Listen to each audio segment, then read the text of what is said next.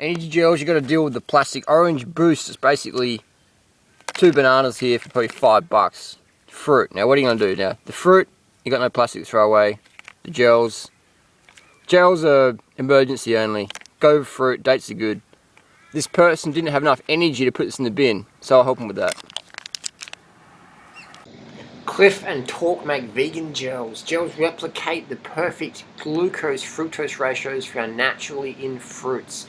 Dates are the best fruit to eat on the go. Please take your plastic back home versus throw it on the ground. Aim for 1 gram of carbs per kilo of body weight per hour when out and about. That's around 3 gels per hour or around 150 grams of dates for a 90 kilo person.